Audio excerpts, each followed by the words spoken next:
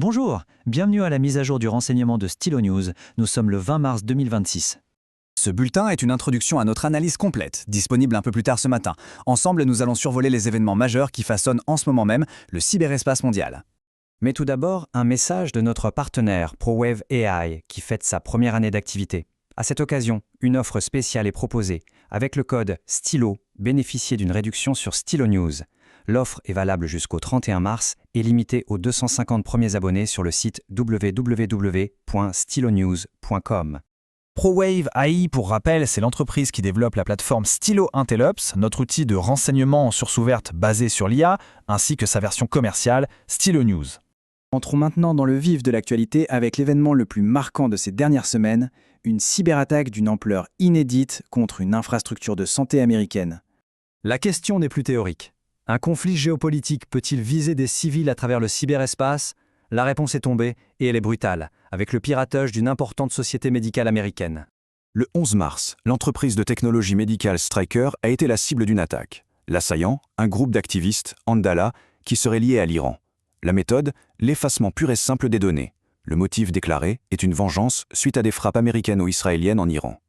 Les autorités américaines, elles, parlent de l'attaque informatique la plus grave jamais subie en temps de guerre.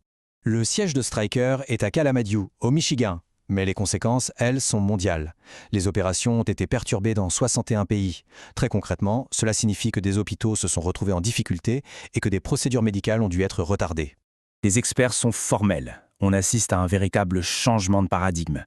Il ne s'agit plus simplement de voler de l'information. L'objectif, ici, est destructeur. Il s'agit de paralyser des infrastructures vitales pour la population. Cette attaque contre Stryker est spectaculaire, c'est certain. Mais attention, ce n'est pas un acte isolé. Il faut la voir comme le symptôme d'une escalade bien plus large dans le domaine numérique. Regardons la séquence des événements. Fin février, on a des frappes américano-israéliennes sur des cibles iraniennes. Le 7 mars, les forces de l'ordre international font tomber une plateforme de pirates informatiques.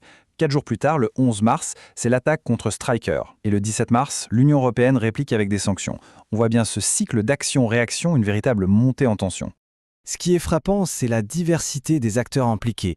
Bien sûr, il y a les États, comme l'Iran ou la Chine, mais on trouve aussi des groupes d'activistes comme Andala, des coalitions internationales comme l'Union européenne, et bien sûr les agences spécialisées comme le US Cyber Command. C'est un échiquier de plus en plus complexe.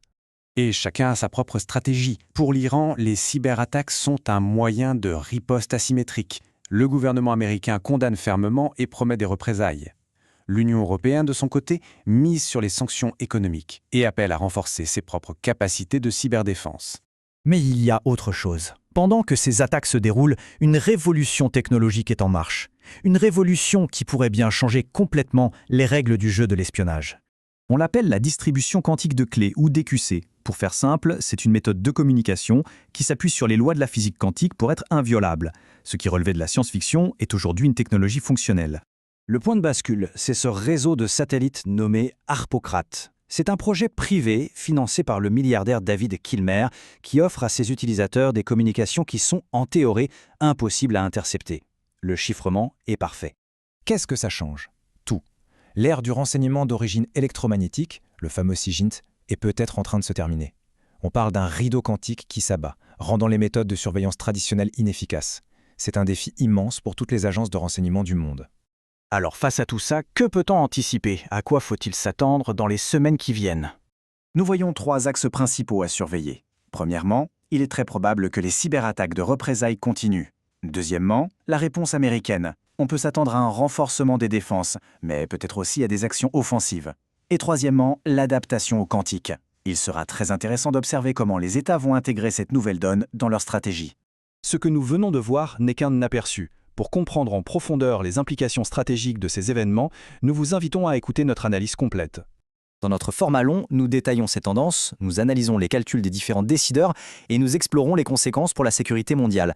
Il sera disponible sur votre plateforme d'écoute habituelle ou en suivant le lien associé à cette publication. Merci d'avoir suivi cette mise à jour. Pour un accès à l'information à la demande et des analyses alimentées par l'IA, rendez-vous sur www.stylonews.com. Merci de votre attention.